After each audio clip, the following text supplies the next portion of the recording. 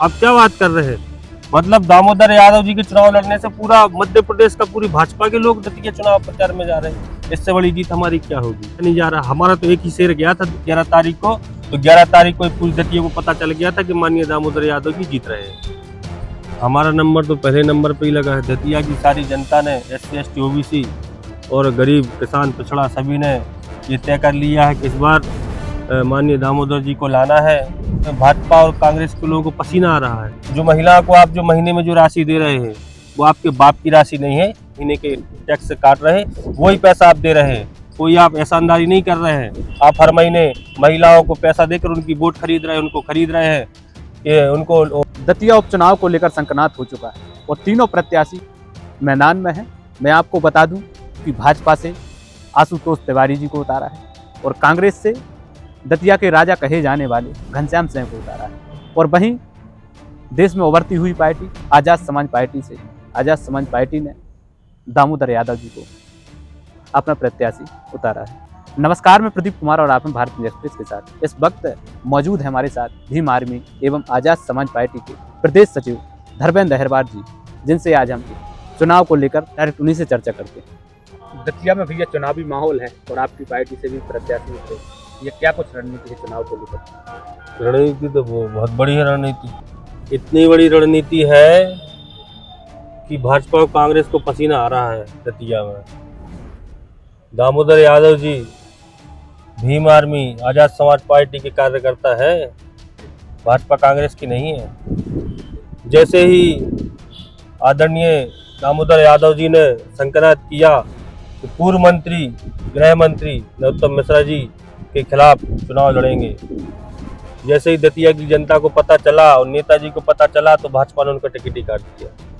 इससे बड़ी जीत और क्या है? और जो पहले कांग्रेस के जो नेता थे वो किसी केस में फंस गए और उपचुनाव इसलिए होने जा रहा है।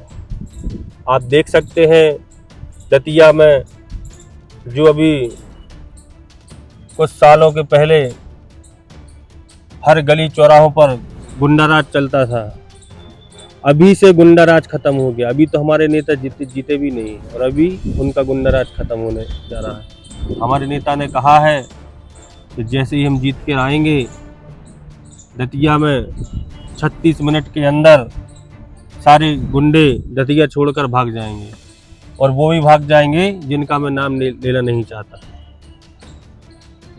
आपको भी ये जानकारी होगी, कांग्रेस में जो प्रत्याशी हैं घनश्याम सिंह, वो दतिया के राजा कहे जाते हैं। फिर आपका नंबर किस नंबर पर लगेगा और आप चुनाव कैसे जीतेंगे भैया? हमारा नंबर तो पहले नंबर पे ही लगा है। दतिया की सारी जनता ने, SC ST OBC और गरीब किसान पिछड़ा सभी ने ये तय कर लिया है कि इस बार माननीय दामोदर जी को लाना है, क्योंकि वही जो पहले से आज चुनाव लड़ रहे हैं, मगर हम तो पहले से काम कर रहे हैं। हम तो रात को उनके घर जाते हैं, उनकी मदद करते हैं, जिसके भी फ़ोन आते हैं। हम तो पूरे भारत में हमारे लोग मदद कर रहे हैं। तो दतिया में दामोदर यादव जी काफ़ी सालों से सेवा कर रहे हैं, तो जनता का उनको प्यार मिल रहा है। जहाँ प्यार परिवार एक हो रहा है तो वहाँ भाजपा और कांग्रेस के लोगों को पसीना आ रहा है। आपको पता नहीं होगा, शायद कल एक लिस्ट जारी हुई है भाजपा से। भाजपा के सारे प्रदेश के सारे नेता मंत्री दतिया पहुँचने वाले हैं। ज्योतिराज सिंधिया, शिवराज सिंह जी, CM साहब खुद मोहन यादव जी, कैलाश विजयवर्गीय और बहुत सारे नेता जिनके उस लिस्ट में नाम थे। आप क्या बात कर रहे हैं?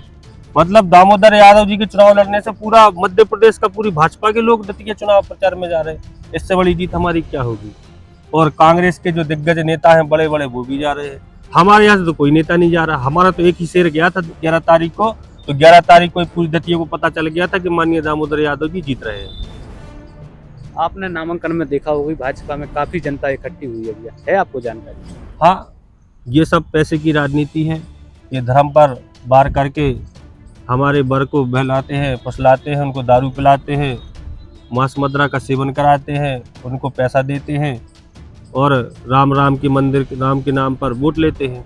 और जैसे ही 4 साल ये उन पर शोषण अत्याचार करते हैं, फिर हमारे अभी जैसे आपने एक ID सुनी होगी, जब माननीय गृह मंत्री जी, पूर्व मंत्री जी गृह मंत्री थे, तो उन्हीं के कार्यकर्ता ने बोला कि भाई दादा मेरा एक लाइसेंस बनवा दो, तो उन्होंने कितनी गंदी गंदी गालियाँ दी इसको। भाई आप अपने खुद कार्यकर्ता को नहीं छोड़ रहे, तो आप जनता से आप क्या अपेक्षा करेगी जनता आपसे? अभी आपने देखा जैसे ही नरोत्तम मिश्रा जी का टिकट कटा तो सब वहाँ की जो उनके समर्थक थे सारे रूट पर बैठ गए, फोन लाइन जाम कर दिया। उसके बाद आपको पता नहीं होगा, मैं आपको बताना चाहता हूँ सोशल मीडिया के माध्यम से कि जो उनके जो समर्थक वहाँ बैठे थे, आपको पता है एफआईआर कितने लोग किस किस जाति पर हुई है? सारे SC ST OBC के लोग थे, सारे शेड्यूल कास्ट के लोग थे। एक भी उसमें एक भी नाम नहीं है, आप पता कर लेना। जनरल कैटेगरी से एक भी नाम नहीं है, मिश्रा जी के परिवार से एक भी नाम नहीं। मिश्रा जी का पूरा परिवार वहाँ था, उनका नाम क्यों नहीं है उस लिस्ट में? तो मेरा दतिया की जनता से यही कहना चाहता हूँ कि आप सभी देखिए कि आप जिनको दादा मानते हैं, जिनको नेता मानते हैं, उन्हीं ने आपके नाम दे दिए। और अब आज के भाषण में उन्होंने बोला कि हमारे लोगों पर FIR कर दी तो उनके नाम कटवाएंगे। अरे भाई, नाम ही तो आपने दिए होंगे ना। तो पुलिस को ये नहीं पता कि आपके परिवार का कौन व्यक्ति है? पुलिस को ये पता था कि ये आपका परिवार का, तो पुलिस ने FIR नहीं की।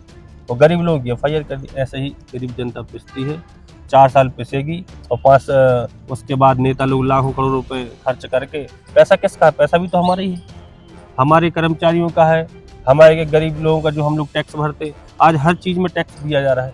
ये टैक्स हमारा जाता है, तब तो आप ये कुटी महिलाओं को आप जो महिलाओं को आप जो महीने में जो राशि दे रहे हैं वो आपके बाप की राशि नहीं है, ये भी पैसा हमारे बाप का है, हमारे लोगों का पैसा है। जो आप हमारे कर्मचारियों के 1000 रुपये महीने के टैक्स से काट रहे हैं, वही पैसा आप दे रहे हैं। कोई आप एहसानदारी नहीं कर रहे हैं। आप हर महीने महिलाओं को पैसा देकर उनकी वोट खरीद रहे हैं, उनको खरीद रहे हैं कि उनको महिलाओं को आप लालच दे रहे हैं।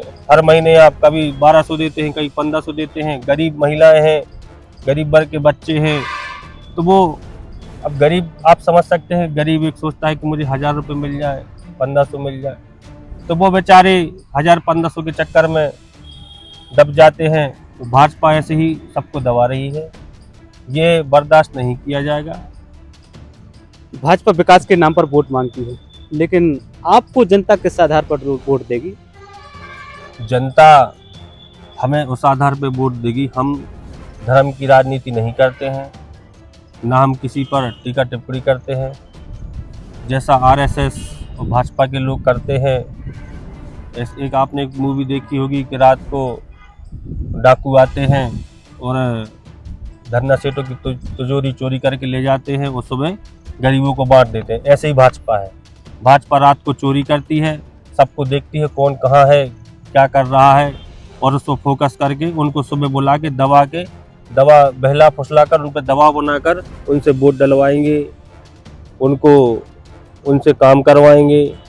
तो ये नहीं चलेगा। हमारी पार्टी जैसे ही हमारे माननीय दामोदर यादव जी जीत कर आएंगे, और हम तो पहले से काम कर रहे हैं, हम नहीं बताया आपको, तो पहला हम काम करेंगे 13% होल्ड जो लगा है OBC का आरक्षण का, पहला हमारा मुद्दा यही रहेगा।